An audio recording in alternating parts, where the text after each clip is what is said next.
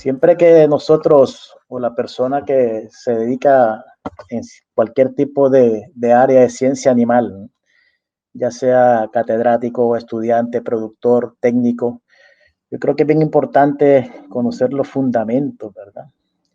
Cuando hablamos de ovinos, pues tenemos que estar conscientes, ¿verdad? Que nosotros utilizamos los animales con el propósito de producir comida, ¿verdad? Esa es la principal función de nosotros, producir comida para el ser humano.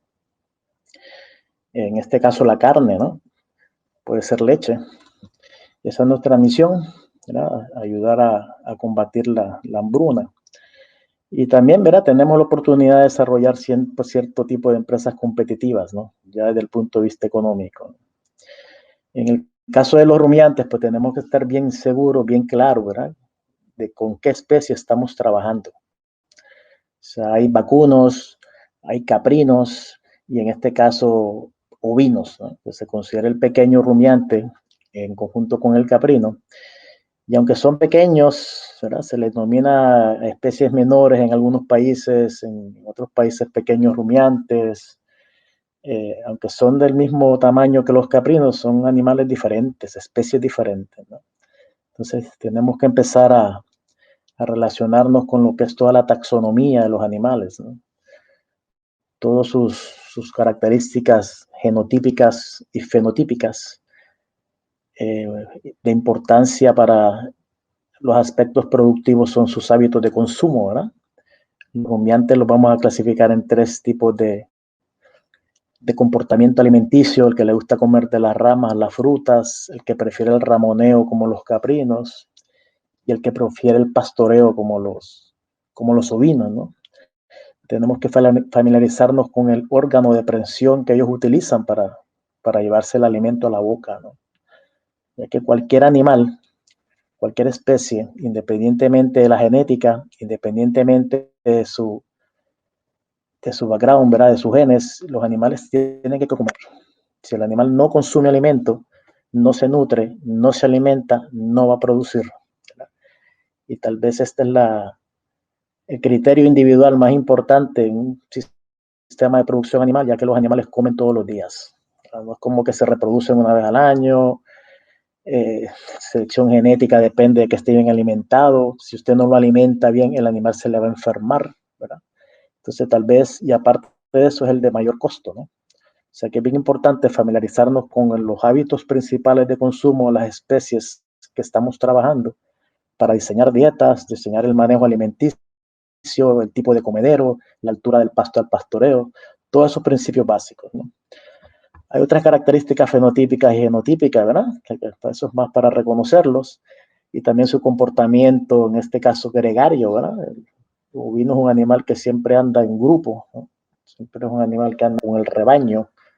No es como el caprino, que se le puede independizar en su momento a algunas especies. Y son fundamentos, ¿verdad?, que tenemos que partir de ellos para poder ir trabajando la especie. Aparte de esta taxonomía, tenemos que estar bien conscientes de que no son animales para mascota, a menos que usted los críe para mascota. Son animales para producción de comida y tenemos la responsabilidad como científicos animales, como productores animales, ¿verdad?, de producir comida para evitar que estos escenarios se sigan repitiendo aún en el siglo XXI, ¿verdad? Estas noticias salen todos los días, están en las páginas de estas organizaciones de Programa Mundial de Alimentos, páginas de la FAO, ¿verdad?, la hambruna que hay en el mundo. Y de qué manera podemos utilizar estos ovinos para carnes para contribuir, para que estos escenarios pues no sigan ocurriendo, ¿no? Tenemos que familiarizarnos con lo que es el concepto de seguridad alimentaria nutricional. Sea algún estudiante atendiendo esta charla, si va a atender el curso, esa es la misión de nosotros, ¿verdad? Si hay un productor, aparte del aspecto económico, también un aspecto social, que todos tenemos que desarrollarlos en conjunto. Y los ovinos para carnes, pues al ser animales rumiantes, pues contribuyen a la seguridad alimentaria, ¿no? Similar a los caprinos, similar a los vacunos, los rumiantes son animales que tienen un estómago dividido en 4 compartimientos, y que en 2 de esos compartimientos pues tienen unas poblaciones microbianas que le permite tener unas ventajas nutricionales que no tienen los las aves y los mamíferos no rumiantes como los porcinos, ¿no? La presencia de este compartimiento y las características fisiológicas, microbiológicas que vamos a estar discutiendo durante el curso que comienza la próxima semana, pues le permite a esos animales rumiantes degradar la fibra, ¿verdad? Que este es el componente que nosotros como mamíferos no tenemos las enzimas para digerirlo, pero que los rumiantes sí la poseen y son capaces de producir su energía utilizando estos compuestos vegetativos. Esa es la gran ventaja de los rumiantes en los sistemas de producción animal, que comiendo pasto producen alimentos, ¿verdad? Son capaces de producir alimentos. Además de esa capacidad que tienen para degradar fibra, pues tienen otras ventajas, como que utilizan fuentes de nitrógeno no proteico en la dieta, ¿no?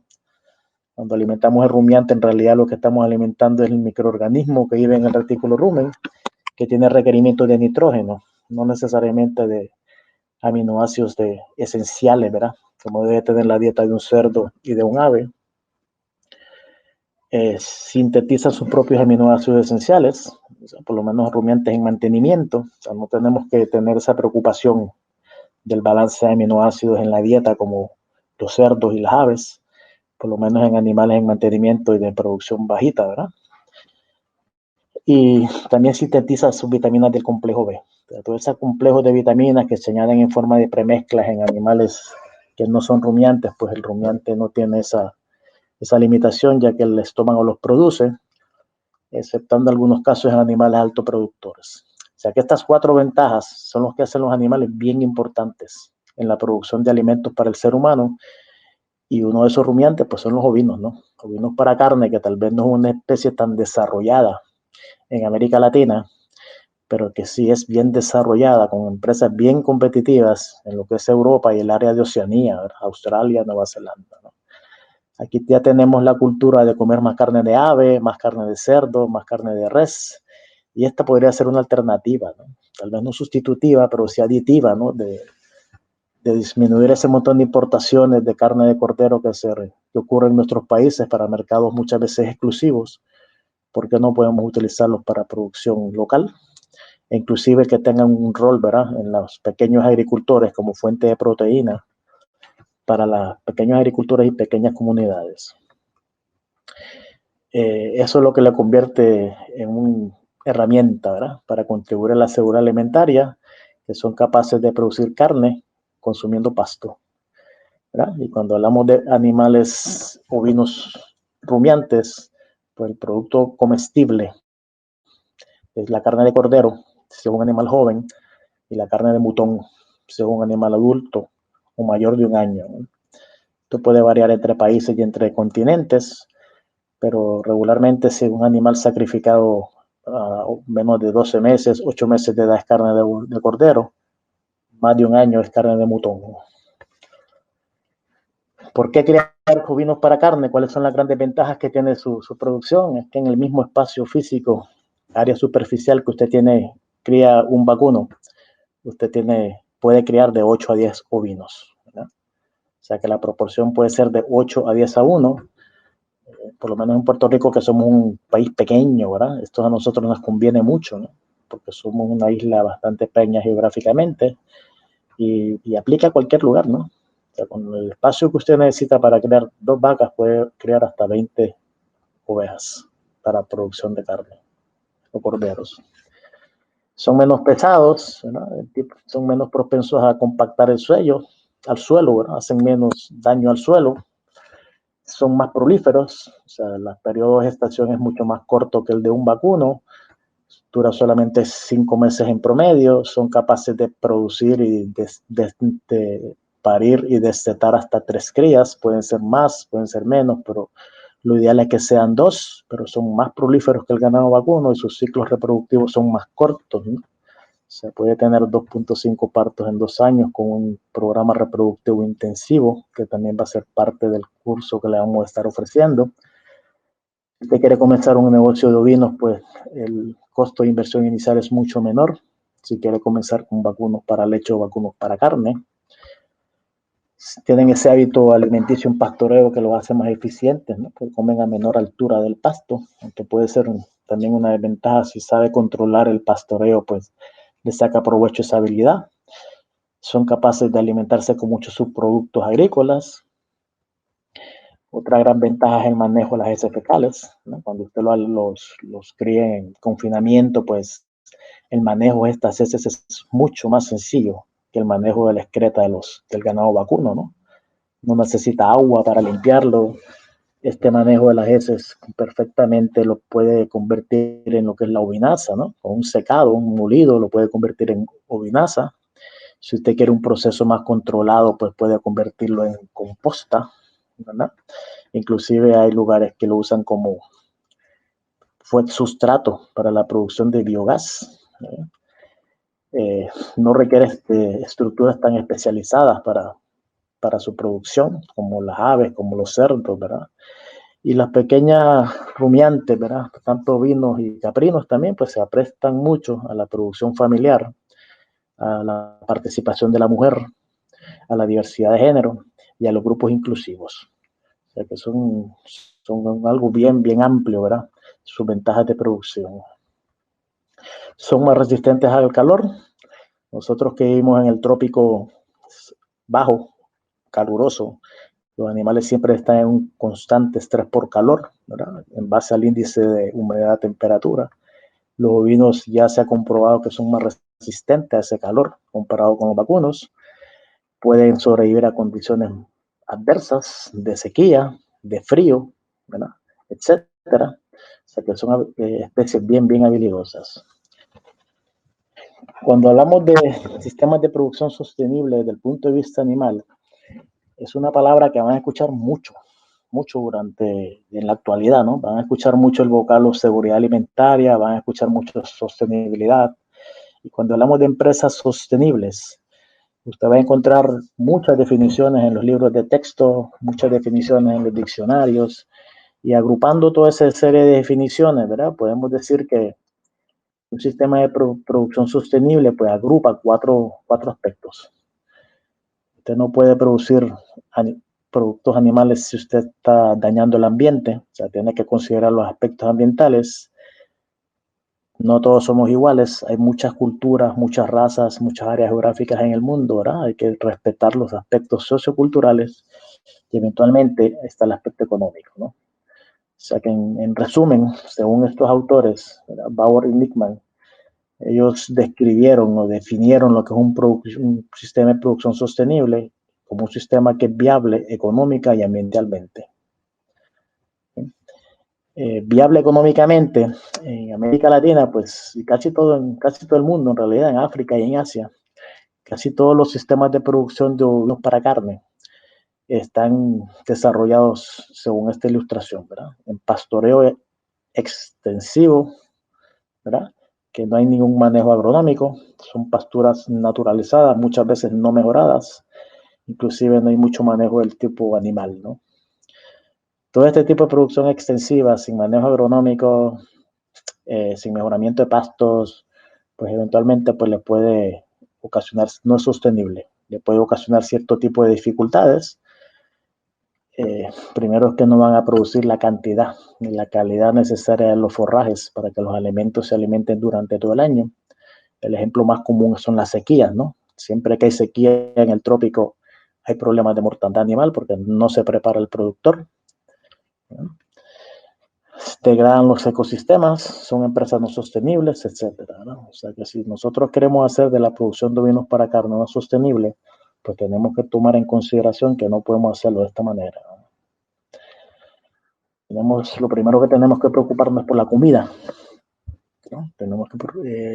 Cuando estamos en áreas tropicales, la cantidad de pasto que es estacional. En época de lluvia y exceso de pasto, época de sequía, pues no hay pasto, ¿no? O sea, si aquí esperamos que llueva, o sea, esperamos todavía que llueva, no nos preparamos.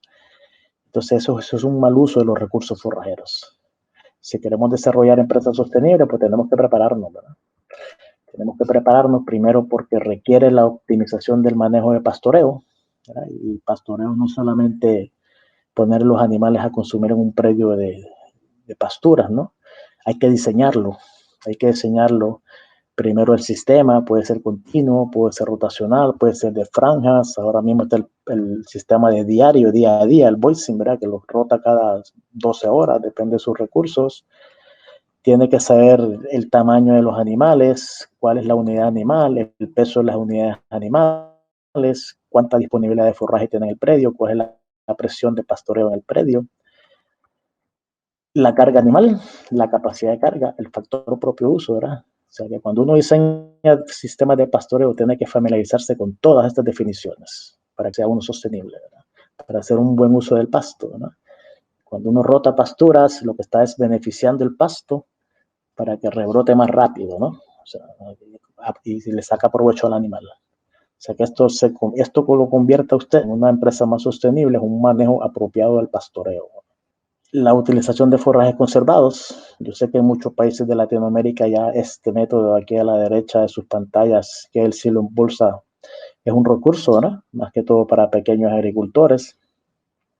El problema viene después de la disposición de la bolsa. Pero aún así, el hacer ensilaje, ya sea en drones, ya sea enhilaje en pacas cilíndricas, ya sea silos, ¿verdad? Ensilaje en silos ya bastante más de mayor capacidad. Cualquiera que sea el proceso, es un proceso fermentativo que también tiene que familiarizarse con él, ¿no? Estos son recursos alimenticios que usted puede utilizar ya sea como parte integral de la dieta de manera anual o puede ser solamente durante la época seca, pero también hay que familiarizarse con este concepto, ¿no? Y eso lo convierte en un producto más sostenible. Tener comida en todo el año y prepararse para esas épocas de escasez. Pequeño rumiante bien habilidoso, muchas veces la cantidad de nutrientes que le aportan los pastos pues no es suficiente para satisfacer los recursos nutricionales de los animales, pues uno opta por la suplementación. Esa suplementación tiene que ser estratégica. ¿Qué voy a usar para suplementar? Voy a usar heno, voy a usar alimento concentrado, voy a usar esto, por ejemplo, un subproducto de la hoja de piña, esto es un subproducto de cactus molido, ¿verdad? Y que sea estratégica. No todos los animales tienen los mismos requerimientos nutricionales, no todos necesitan suplementación, algunos necesitan más suplementación que otros, unos necesitan más energía, otros necesitan más proteína, o sea que esta suplementación que eventualmente le va a conllevar un costo, tiene que ser estratégica, tiene que ser de acuerdo a los requerimientos nutricionales de los animales. Y eso lo va a hacer un productor más sostenible también. Sé que hay muchos arbustos en América Latina, ¿verdad? La utilización de estos arbustos, de estos leguminosas más que todo, ¿verdad? Son bien beneficiosos para los ovinos. Los ovinos también tienen la capacidad de ramonear, ¿verdad? No tanto como el caprino, pero sí son recursos que ellos utilizan. La leguminosa muchas veces crece silvestre, ¿no? Y los arbustos también son tremendos recursos que se pueden incorporar a los sistemas de alimentación. Muchas de estas leguminosas también tienen los taninos condensados, ¿verdad? Que también contribuyen al control de los parásitos gastrointestinales, principalmente los nemátodos. El consumo puede limitarse por el sabor, por la presencia de taninos, pero todos estos recursos, pues la utilización de ellos también lo puede hacer un productor más sostenible. Para ser productor sostenible, pues tiene que alimentar a los animales de acuerdo a sus requerimientos nutricionales, ¿verdad? Tiene que familiarizarse con lo que es el concepto de nutrición, con el concepto de alimentación, cuáles son los nutrientes, cuáles son los alimentos, cómo varían los requerimientos según el tipo de producción, según el tipo de animal, dónde yo consigo esta información para formular la dieta, ¿verdad? Que esto va a ser parte del curso de la semana que viene. O sea, que esto es necesario, crítico, tanto en el aspecto de producción como en el aspecto económico. Tiene que tener programas de salud, prevención, diagnóstico y tratamiento de enfermedades, lo que es el manejo de las pezuñas, lo que es la incorporación del método FAMACHA para evitar el reuso de antihelmínticos, vacunaciones, todo eso lo hace más sostenible. Los aspectos reproductivos, que también va a ser parte del curso de la próxima semana, cómo selecciono animales, cómo selecciono y evalúo padrotes, cómo detecto la preñez, cómo hago el mejoramiento genético. Todo eso es parte de la sostenibilidad de una empresa. La identificación de los animales, hay ya recursos, ¿verdad?, un poquito más modernos, pero también hay recursos tradicionales como las pantallas los aretes, los broches, no sé cómo lo llamarán en sus países, de plástico, de metal, tatuajes, cualquiera que sea el método, el propósito es el mismo, ¿verdad? Lo importante es que se identifiquen los animales y que lleve registros. ¿Ya? Si puede incorporar información geográfica, ahora con el GPS usted ya puede conocer el área superficial de un predio, ¿verdad? Diseñarlo utilizando estos sistemas de información geográfica, ¿no? Procesamiento global. O sea, esto le facilita el trabajo a los productores y los convierte en más sostenibles. Pero sí es importante que se registren los animales y que lleve registros. Si no lleva registros, no sabe lo que está ocurriendo. ¿Ya? O sea, los registros son necesarios para tomar decisiones y eso le convierte en un sistema más sostenible. Otro aspecto de esta producción actual de pequeños rumiantes en sistemas extensivos que aunque no son sostenibles, presentan la ventaja, vamos a decir así, ¿verdad? La opción de convertirlos en orgánicos, ¿verdad? Esta es otra opción, de familiarizarse con lo que es un sistema de producción orgánico. Esto puede diferir entre los países, las reglas, por lo menos en Puerto Rico, que somos parte de política de Estados Unidos, nosotros nos regimos por las leyes federales y necesitamos este sellito para considerarse orgánico y eso tiene bastantes regulaciones, ¿verdad? No se permiten los antibióticos, tiene que ser prácticas amigables al ambiente, no se utilizan hormonas, etcétera. Y esto es una opción también, ¿verdad? Para pasar de lo extensivo al orgánico, ¿verdad? Y estos son productos que eventualmente va a adquirir un valor añadido significativo, ¿no? Porque hay una parte de la población que son de su interés de adquirirlos.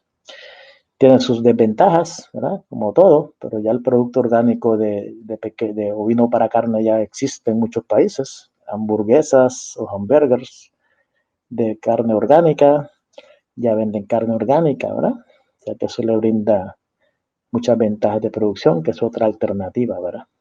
Para esa conversión de extensivo a orgánico. Y tal vez la mayor preocupación, la mayor limitante que siempre encuentran estas transiciones, pues es el control y la prevención de enfermedades, ¿no? Todo trabaja en base a prevención. La dificultad, ¿verdad?, que tiene la incorporación de medicamentos dependiendo de las regulaciones de cada país. O sea que también hay inconvenientes. Otros usos sostenibles de los ovinos para carnes, aunque no sea la producción de alimentos, está en otras áreas, ¿verdad? Como el control de malezas, que aunque se utilicen más las caprinos, que ya son especies bastante utilizadas para controlar malezas, evitar incendios forestales. Esta práctica, ¿verdad?, de sostenibilidad a partir del 2013 ya comenzó a verse en los periódicos. En este caso, en el aeropuerto O'Hare de Chicago, pues utilizaban ovejas para controlar las malezas alrededor cerca de la pista, ¿verdad? Así evitan el uso de herbicidas, el uso de maquinaria pesada, etcétera. Y es una práctica ecológica sostenible porque se ha popularizado en casi todo el mundo, más que todo con caprinos, ¿verdad? Maleza es más recomendable el caprino, pero el ovino sí se utiliza mucho para controlar las malezas en cultivos de fruta, ¿verdad? Creo que esta foto fue en Colombia. Tenía un productor que controlaba los callejones entre la siembra de guanábana con ovejas, ¿verdad? Y al mismo tiempo había una incorporación de nutrientes de las heces de las ovejas y reducía el uso de agroquímicos. Todo eso se puede estudiar. Lo mismo ocurre en cítricos, ¿verdad? En Puerto Rico ya hay personas que tienen la siembra de mango para exportación y ya están incorporando ovejas como un sistema sostenible para controlar el crecimiento de las malezas, reducir el uso de químicos, y la oveja sería la empresa secundaria, ¿no? Pero tiene también un efecto hacia el consumidor también, que están controlando las hierbas con ovejas y el mango puede adquirir un valor añadido, ¿verdad? Solamente por esta práctica. En cultivo de caña, en los pasillos de cultivo de caña también he visto que se usan ovejas para el control de los hierbajos, ¿verdad? Actualmente ya hay hasta seminarios online, ¿verdad?, de cómo incorporar ovinos para el control de malezas en granjas de placas solares, ¿verdad? Esto está bien popular en Europa. En Puerto Rico ya hay una persona que las utiliza y recientemente unas universidades de Estados Unidos están dando seminarios ya sobre esto, ¿verdad? Están haciendo ya investigación científica sobre este tipo de práctica. En otros países se usan los ovinos como copastoreo con los vacunos, ¿verdad? Sistemas de producción mixtos. Tiene sus propósitos. Un propósito es el control de parásitos. El parásito que ataca el ovino es diferente al que ataca el vacuno generalmente, ¿no? Y muchas veces la lana, ¿verdad?, no permite que la garrapata se siga, la metamorfosis siga ocurriendo. Hay otros productores que usan el copastoreo junto para mayor uso del pasto, ¿no? Ya que el vacuno prensa a una altura mayor que el ovino. Todo eso ha ocurrido, ¿verdad? Y eso es parte de la sostenibilidad, inclusive la incorporación de los ovinos en sistemas silvopastoriles. O sea que son una serie de sistemas de producción que ya se utilizan los ovinos para carne, ¿verdad?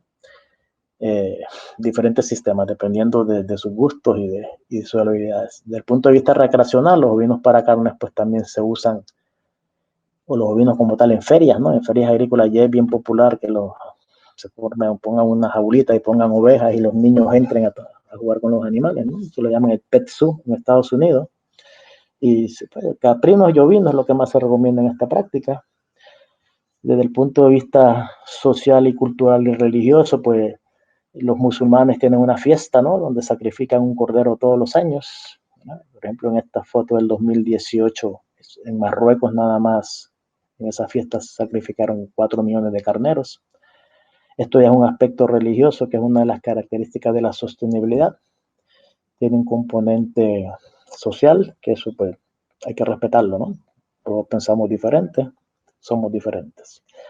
Muchos países, muchos pueblos, pues también se caracterizan por hacer sus fiestas en homenaje a las especies, y eso tiene un comportamiento social y cultural, que eso también lo convierte en una empresa sostenible. Problemas, si usted quiere poner ovinos para carne, van a ser los típicos de todos los países. En Puerto Rico nosotros la llamamos como las 3P, ¿verdad? Van a haber perros, los depredadores, en su gran mayoría perros. Siempre hay los amigos del ajeno, ¿verdad?, que es un problema bien grande. Y la presencia de parásitos gastrointestinales por el mismo hábito de consumo, pues son más propensos a infectarse con parásitos. Todo problema tiene solución, y básicamente esto es lo que le hacen los perros, ¿no? Que eso es bastante desmotivador. Esto es lo que le hace el parásito, ¿no? La incorporación del método FAMACHA para evitar todas estas prácticas.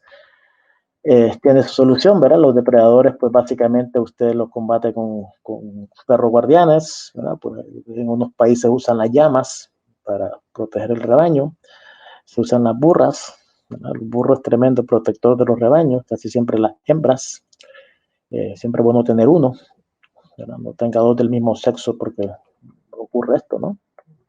Se interesan más entre ellos que en los ovinos, que también tiene sus áreas de estudio, ¿no? Hay perros que son mejores cuidadores que otros, esto tiene su arte, esto tiene su ciencia, ¿no? Pero son opciones para el control de los depredadores. Para el control de los parásitos, pues ya mencionamos que existe lo que es el método FAMACHA, ¿no? Es una tarjetita que le dice cuándo debe o no debe desparasitar a los animales según su grado de infestación. Eso lo hace una empresa más sostenible, reducir el uso de antihelmíntico o hacer uso cuando solamente sea necesario. O sea, las personas sanas no toman medicinas. Las medicinas son cuando hay una condición de salud, y si un animal está sano, pues no tiene por qué desparasitarlo porque está creando una resistencia, ¿verdad? Entonces este método le ayuda a detectar a quién y a quién no desparasitar. Hay muchos tratamientos no químicos, ¿verdad?, para el control de estos parásitos, pero todo esto se queda más a nivel científico, pero a nivel práctico es un poquito más complicada su aplicación, ¿no? Control de parásitos es el manejo del pastoreo, o sea, tiene su solución el problema. Hay especies ya de razas que tienen animales más resistentes a parásitos genéticamente, ¿no? No inmunes, resistentes, ¿verdad? Esos son básicamente los componentes de un sistema de producción sostenible, ¿no? Que uno incorpore todas esas áreas: economía, salud, aspectos socioculturales, y que eventualmente sea económico. O sea, no solamente poner los animales a pastorear, sino que conlleva muchas prácticas, ¿no? Y eso es sostenibilidad. Si usted ya quiere convertir en competitivo, ¿verdad? Si quiere tener ovinos para carne desde el punto de vista competitivo, pues este tipo de producción también podemos decir que lo vamos a englobar en 3 componentes. Un sistema competitivo tiene que ser globalizado, ¿verdad? También tiene que tener adaptabilidad geográfica y tiene que ser inocuo, ¿verdad? Cuando uno cumple con todos estos criterios de competitividad, pues uno puede decir soy competitivo en la producción de vinos para carne. América Latina, como una región del mundo que esto todavía está comenzando, vamos a decir, desde el punto de vista competitivo, y todos los demás países en desarrollo, pues no producimos ni la calidad ni los volúmenes para competir internacionalmente. Pero podemos hacerlo, podemos lograrlo si somos sostenibles primero y después nos convertimos en competitivos. Y básicamente hay un autoconsumo bien grande, ¿verdad? Es interno, no hay unos criterios de inocuidad que necesariamente se siguen y dependemos mucho, y los que comemos carne de cordero, pues dependemos muchas veces de las importaciones, no la producción local, que es la que hay que incentivar, porque no somos sostenibles. Entonces, tenemos que ser sostenibles y después competitivos. Cuando hablamos de globalización y productos competitivos, pues los de vinos para carne, usted va a ver que toda esa carne viene importada de Nueva Zelanda, de Australia, muchos países del Mediterráneo, ¿no? Esos son los países que tienen mayor competitividad. Lo mismo ocurre con muchos quesos de cabra, ¿no? Muchos quesos de oveja que vienen de Europa hasta América, ¿verdad? Y nosotros podemos competir con ellos, pero tenemos que mejorar nuestros sistemas de producción. Esto es lo que básicamente les estoy hablando, ¿eh? La competitividad es que desde Nueva Zelanda, esto está en los anaqueles de los supermercados de Puerto Rico, ¿eh? Perfectamente lo podemos producir acá. La calidad del producto, consistencia, otra vez Nueva Zelanda, hasta en chino, no sé qué idioma será ese en realidad. Y el plato, pues, el rack francés que le llaman de cordero, pues es muy exquisito y es un plato ya globalizado, ¿no? Eso es la globalización, que ya está reconocido en otras áreas del mundo, ya es competitivo. Cuando hablamos de adaptabilidad geográfica, es que eventualmente si usted vive en el trópico bajo al nivel del mar, con un índice de humedad temperatura de 78, 74, como ocurre en Puerto Rico, usted no va a tener razas de vinos para lana, ¿verdad? O sea, usted se va a crear animales de acuerdo al lugar donde esté localizado. O sea, eso es adaptabilidad geográfica. Por ejemplo, estas son las razas de ovinos que regularmente se utilizan en el área del Medio Oriente. Son países desérticos, áridos. También los he visto en Bangladesh, en esos países que tienen que los animales caminan y minan, ¿verdad? Son animales que depositan mucha grasa en la cola. Y básicamente eso nos referimos a adaptabilidad geográfica, que la mejor raza en un país no necesariamente es la mejor raza en otro país o dentro del mismo país en la misma región. Trópico alto, trópico medio, trópico bajo. Tiene que tener adaptabilidad a la gracia, adaptabilidad geográfica de la raza, y eso hay investigación científica que usted se puede documentar para las recomendaciones, ¿no? En el trópico seco, trópico bajo, pues eventualmente está el ovino de pelo, la raza de ovino de pelo, ¿no? Para carne. Esas son las que se recomiendan por lo menos en países calurosos y húmedos. Y eso es otro aspecto que hay que considerar, ¿no? La selección de los animales, pues hay que documentarse, y con documentación científica, con datos, con expertos, no con lo que lea por ahí. Tiene que tener bases. Otro concepto de la competitividad es que usted, para vender su producto de forma competitiva, pues tiene que ser inocuo, ¿verdad? Tiene que seguir prácticas sanitarias, inocuidad de los productos, tiene que sacrificar los animales en plantas de sacrificio que estén con permisos regulados, porque esto es un producto que se va a ser consumido por el humano, ¿no? De ahí parte de la inocuidad. Lo normal es que en América Latina y en muchos países del mundo se vea esto, ¿no? El sacrificio tras patio. Y así usted no va a ser ni sostenible ni competitivo. Aparte que no es inocuo, ¿no? Pero para ser competitivo, pues hay que seguir estas reglas, esos parámetros. Hay que prestarle bienestar animal a los animales. O sea, no podemos maltratar a los animales porque nos están dando un servicio. Y las leyes del welfare, del bienestar animal, son cada vez más estrictas, ¿verdad? O sea que tenemos que familiarizarnos con todos esos conceptos para ser sostenible y competitivo.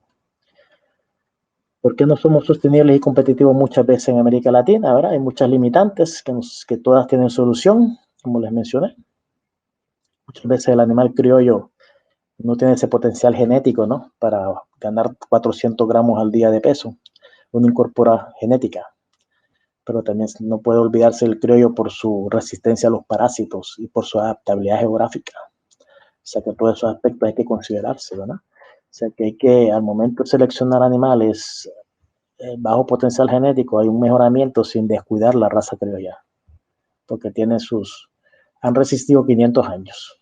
Entonces hay que mejorarlo, programas de alimentación, mejoramiento genético, razas terminales, cruces, propósito, cuál es el fin de su producción, etcétera.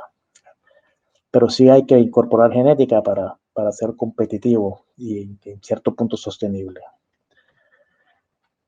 Usar la raza apropiada, programas de selección animal,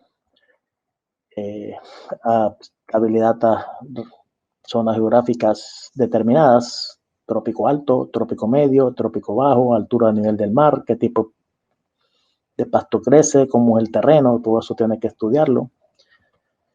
La salud, este escenario que ven aquí en su pantalla es bastante típico, los animales se mueren y están 2 días en el ranchón y no los remueven, es una fuente de contaminación bien grande. Hay quien solo echa un poquito de cal y cree que con eso lo está solucionando, ¿verdad? Si no hay salud, protocolos de salud y buenas prácticas ganaderas, pues va a ser bien complicado que un producto sea sostenible y competitivo. El control de enfermedades, parásitos, selección animal resistente a enfermedades, el desarrollo de una fuente de animales de reemplazo, ¿verdad? Todas esas son limitantes que si nosotros logramos trabajar en ellas o sobre ellas, vamos a hacer las empresas más competitivas. Básicamente el descuido, ¿no?, de la infraestructura, el uso de facilidades, esto es normal verlo en las fincas, los animales comiendo dentro del comedero, ¿verdad? Meten las patas, defecan, a veces hay un ave, una gallina por ahí volando por toda el área que viene y la gallina defeca aquí, son vectores de otros parásitos, de otras enfermedades, o sea que ese manejo, esa estructura, ese orden, pues también no contribuye a que se desarrollen las empresas y hay que trabajarlo, ¿verdad? Cuando hacemos estas facilidades, pues tenemos que tener un diseño, no necesariamente con este tipo de estructura que solo verlo uno sabe que tiene un costo bastante razonable, ¿no? Pero sí, independientemente de los materiales que usted utilice, pues pueden ser materiales reciclados, ¿no? Es seguir instrucciones y recomendaciones de espacio, ¿no? Tanto espacio para una hembra con cría, tanto espacio para un padrote, tanto espacio para el comedero, para que coman todos los animales al mismo tiempo, ¿verdad? Entonces ese diseño de instalaciones pues le va a permitir que los animales pues, tengan un mejor provecho y se convierta en una empresa más sostenible y competitiva, ¿verdad? Pero no de esta forma, ¿verdad? Por eso hay que mejorarlo. Siempre hay que proteger el medio ambiente. El cambio climático nos está complicando, ¿verdad? Un poquito. Y todo eso empieza con nosotros, ¿verdad? Hay que respetar el medio ambiente para ser competitivo. Usted no va a talar un área de reserva agrícola para meter animales ahí, ¿verdad? O sea, tiene que tener cuidado con esos aspectos.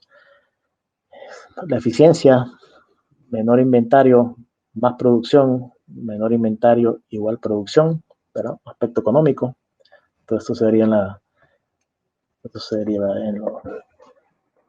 tener cadenas de producción, tener un plan de negocios, ¿verdad? Si usted es el productor, estudie todos estos principios, qué voy a hacer con mis animales, voy a usar un intermediario, si lo voy a montar aquí, si esto es apropiado, si puedo vender mi producto, si yo mismo tengo toda la cadena de producción, o sea, si puede definirla, hacer un plan de negocios antes de comenzar a producir carne, pues creo que va a tener un poquito más de probabilidad de ser sostenible y competitivo, ¿no? Siempre tomando en consideración estos aspectos socioculturales, ¿no? Y siempre tiene que haber una ganancia. Culturales, hay personas que en América Latina pues tienen sus preferencias por animales más jóvenes, por animales más adultos, por animales con menos grasa, etcétera. De todos esos aspectos tiene que considerarlos para ser sostenible y competitivo, la cadena de producción. Saber lo que el humano, el hombre está comiendo, ¿verdad? Es bien importante. Las personas son bastante visuales, nos gusta ver un empaque bonito. Hay personas que cada día más las personas leen las etiquetas, ¿verdad? Para ver cuál es el valor nutritivo de la carne, ¿no? Estas son formas de mercadearse, ¿no? La presentación de los productos.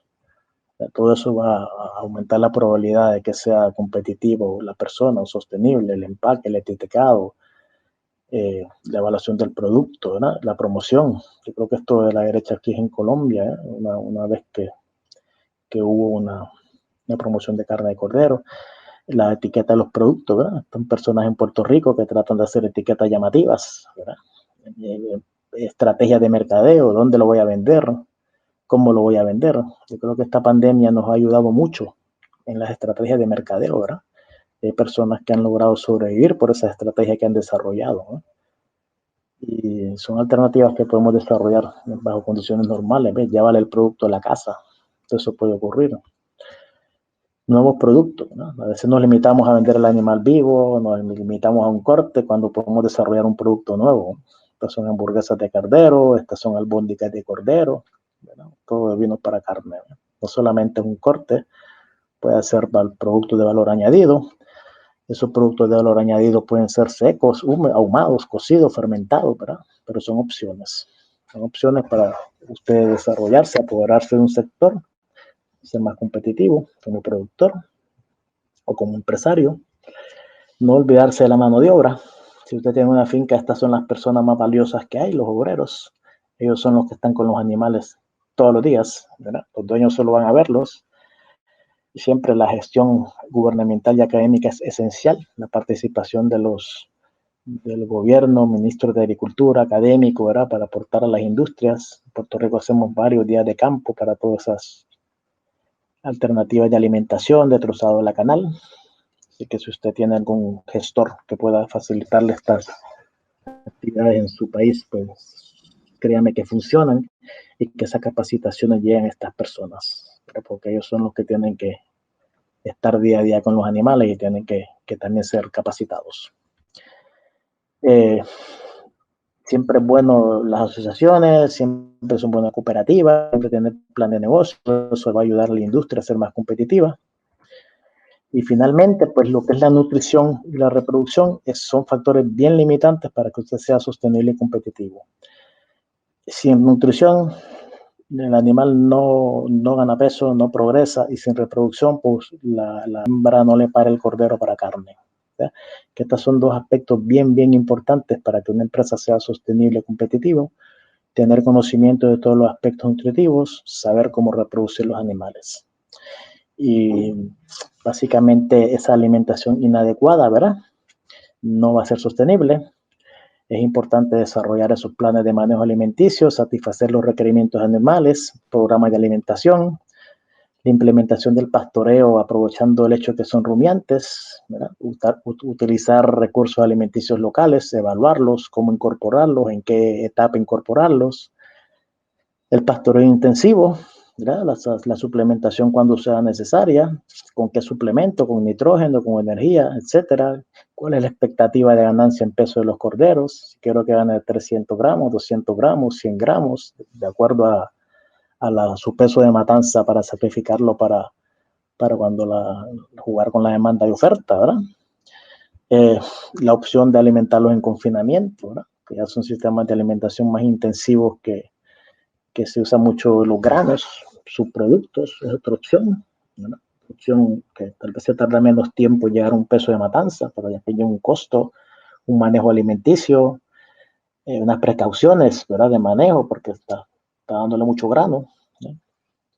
La reproducción de los animales, ¿eh? ¿Cómo voy a utilizar este macho para que me emparone a mis ovejas? ¿Qué tengo que saber del sistema reproductivo de este macho? ¿Cómo medir su capacidad reproductiva? ¿Es necesario o no es necesario las técnicas de reproducción asistida, ¿verdad? Si voy a inseminar o si lo voy a usar a él directo, ¿cómo tomo la decisión? ¿En base a qué tomo la decisión? Cuando usamos esas técnicas de reproducción asistida, nosotros lo que hacemos es el trabajo de él de forma artificial, ¿no? Ya sea por la paroscopía, etcétera, pero son herramientas también, ¿verdad? Para que usted convierta esas producciones sostenibles y competitivas, las técnicas de reproducción asistida, y en ovinos, pues son bien importantes, inclusive el trasplante de embriones, siempre que tenga un propósito, ¿no? Propósito de acuerdo a su interés de crianza. Básicamente en estos dos últimos temas es que nosotros vamos a estar dando nuestro curso efectivo la próxima semana sobre nutrición y reproducción enfocado en ovinos para carne. El curso será impartido, como dijo Cristian, por el doctor Camilo Sánchez, un especialista en reproducción de pequeños rumiantes, por este servidor, que estaré a cargo de la parte de nutrición animal. El curso tendrá 8 módulos, que estoy hasta en la página de la Escuela Virtual Agropecuaria, comenzando por lo que son los conceptos básicos de nutrición. Para alimentar a un rebaño hay que tener fundamentos, conocimientos básicos necesarios. ¿Qué es FDN? ¿Qué es la fibra? ¿Qué es la energía? Para poder diseñar un buen programa. Lo mismo con la reproducción, hay que familiarizarse con todos esos conceptos básicos de cuál es el ciclo estral, cuáles son las hormonas, cuáles mido, cuáles no mido, si tengo que hacer un análisis, etcétera. Y eventualmente vamos a ir desarrollando como un tipo de modelo, ¿no? Y cómo ir reproduciendo el animal por monta natural, después si queda en gestación, cómo ir alimentando esa oveja durante la gestación, cómo medir si este programa de empadronamiento me fue efectivo, ¿verdad?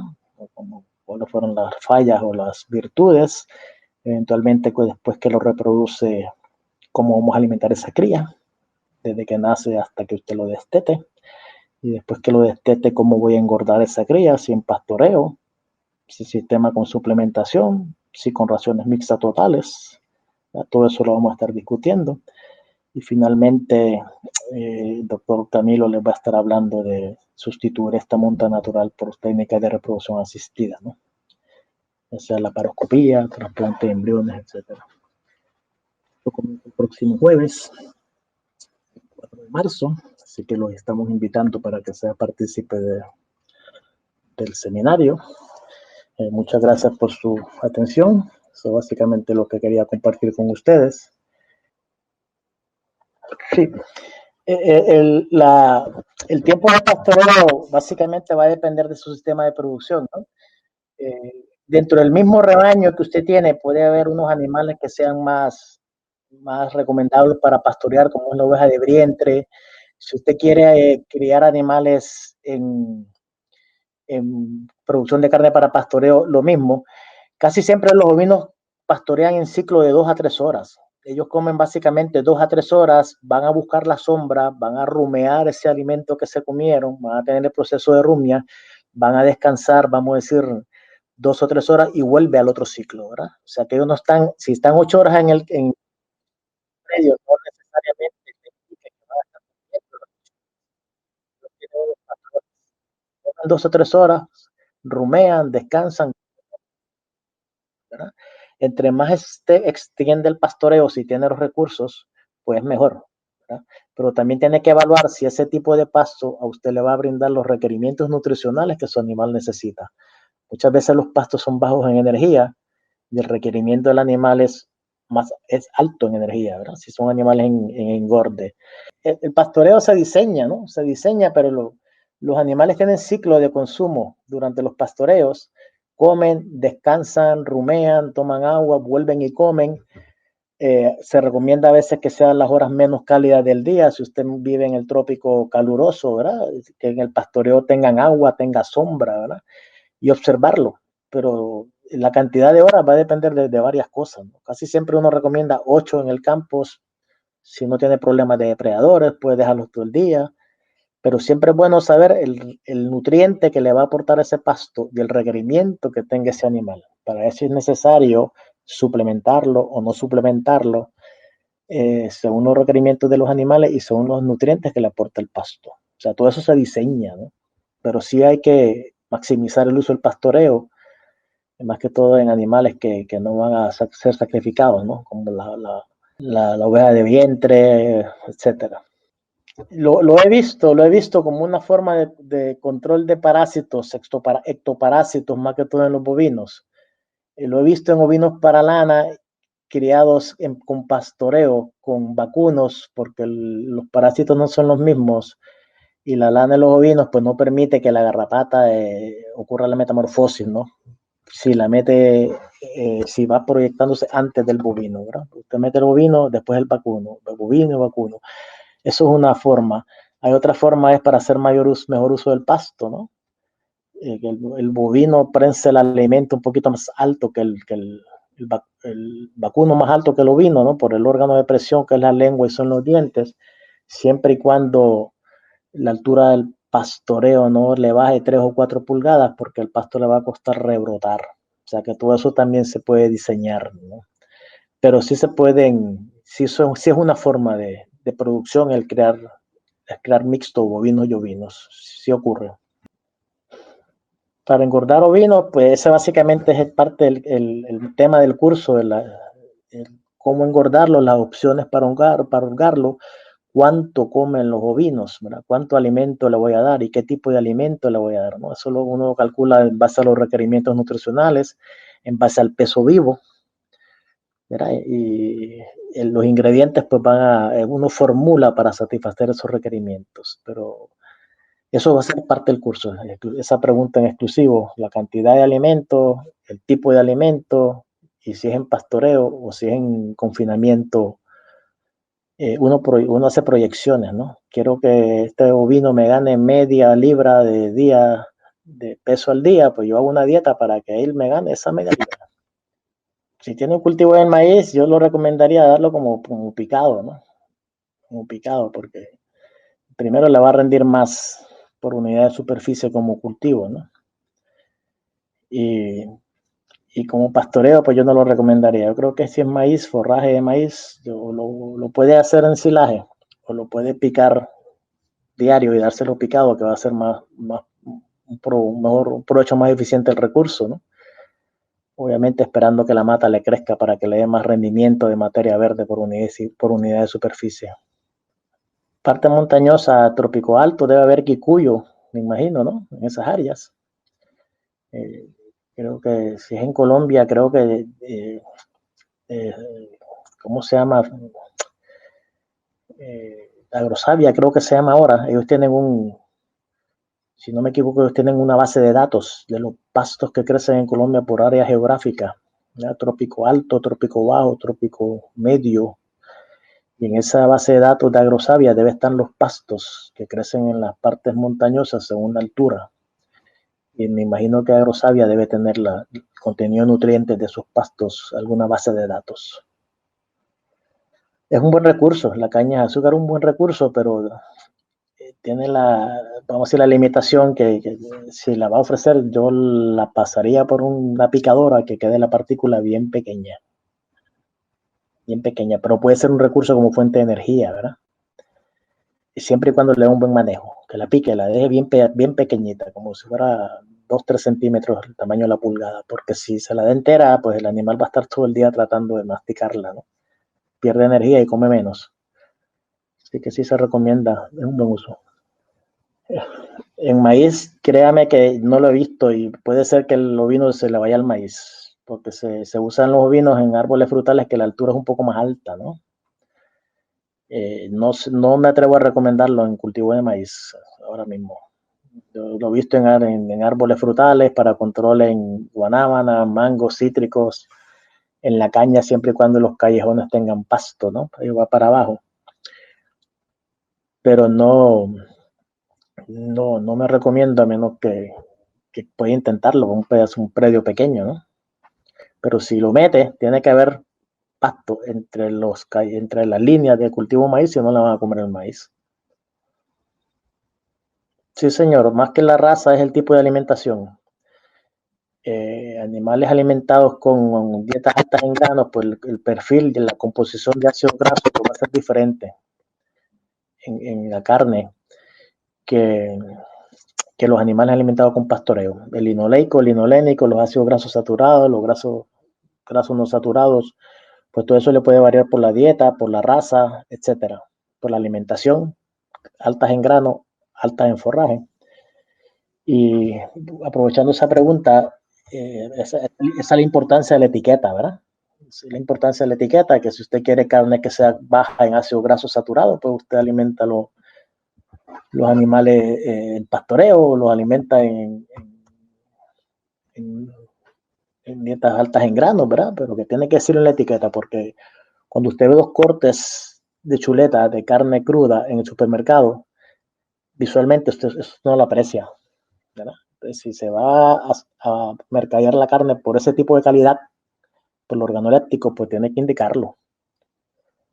De agua, ellos consumen, por cada unidad de materia seca, ellos consumen 4 unidades de agua bajo condiciones normales.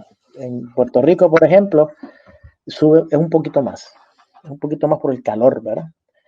Pero más o menos la relación es 1 unidad de materia seca, 4 unidades de agua. Si el pasto tiene agua, pero no es suficiente para satisfacer el requerimiento, tiene que tener agua líquida, agua de bebida. El agua en el alimento le puede disminuir un poquito la cantidad de agua de bebida, pero tiene que tener agua. Pues nosotros comemos alimentos húmedos los humanos y tomamos agua. Tenemos que tomar agua. Lo mismo ocurre con los animales. Es necesario y tal vez es el nutriente más olvidado, ¿verdad? La cantidad de sal puede ser unos requerimientos diarios, ¿verdad? Que el animal muchas veces, si usted le da luz suelto en suplemento, él mismo se autorregula el consumo, ¿verdad? Pero los requerimientos de sal son bien bajitos, son gramos diarios, ¿verdad? Así que cualquier suplemento de sal, la sal solo es sodio y cloro, ¿verdad? Hay otros minerales que también que tienen que estar presentes, pero los requerimientos de sal son bien bajitos, son gramos diarios, que también podemos ver unas tablas en el curso, y el agua sí tiene que proveerla, que tiene que ser agua limpia de calidad, no puede ser agua sucia, ¿verdad? Si no tiene agua, el animal toma menos agua, y si toma menos agua, pues le va a rendir menos. Sí, señor, yo tengo un amigo que cultiva café y ha metido vinos para control de maleza. Siempre hay que hacer observaciones, ¿no? Tiene que no solo meterlo, observar si el café empieza a dar el fruto, que no sé, todas esas cositas tiene que observarlas, pero sí he visto fincas de ovinos pastoreando callejones de café y lo suplementan y después inclusive hasta lo usan para carne. Altura, cuando el ovino, siempre que haya pasto en el piso, va a ir para abajo, va a mirar para abajo. La cabra no. La cabra sí le digo que es un problema, ¿verdad? Para ese tipo de control. Póngale 4 pies, 3 pies y el ovino ya no va a mirar para arriba siempre que tenga pasto abajo. O sea, el control de malezas no es meterlos todo el día, ¿verdad? Ahora mismo puede ser restringido, ¿verdad? Usted puede meter el ovino en los cultivos de control de maleza de sus árboles 3 horas al día, ¿verdad? Para que siempre tengan algo que comer. Todo eso se evalúa, ¿no? Pero si hay pasto abajo, ellos lo más probable no se van a comer el aguacate.